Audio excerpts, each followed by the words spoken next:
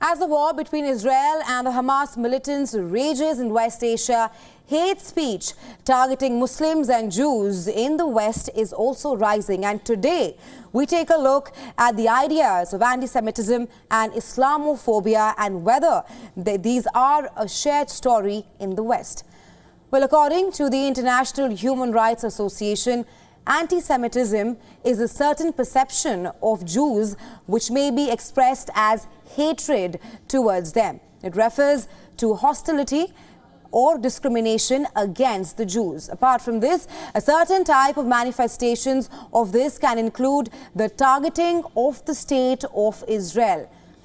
And anti-Semitism also includes frequently charging Jews with conspiring to harm humanity. And it is often used to blame Jews for why things go wrong. According to all party parliamentary groups, Islamophobia is rooted in racism.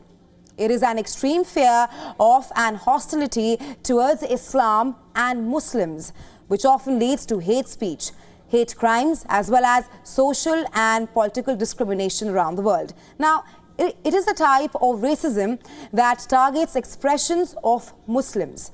Islamophobia also accuses Muslims as a group of being responsible for real or imagined wrongdoings which might be committed by a single Muslim person or a group of Muslim individuals, or even for acts committed by non-Muslim individuals. Now, with the war in West Asia completing a month, the outburst of anti-Semitism and wave of global hatred directed against Jews has intensified by Israel's operations in Gaza.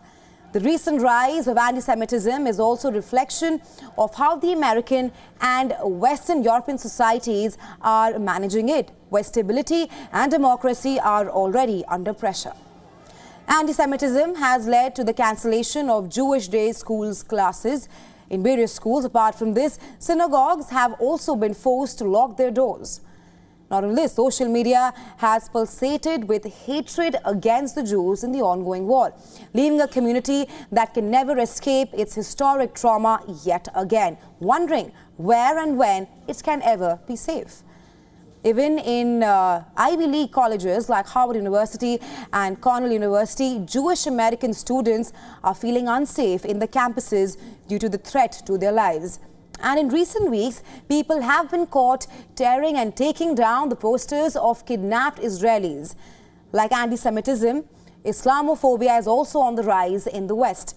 Muslims and Palestinian students in the US fear that the country is Islamophobic. Levels of 9/11, according to the Council on American Islamic Relations, the nation's largest Muslim civil rights group.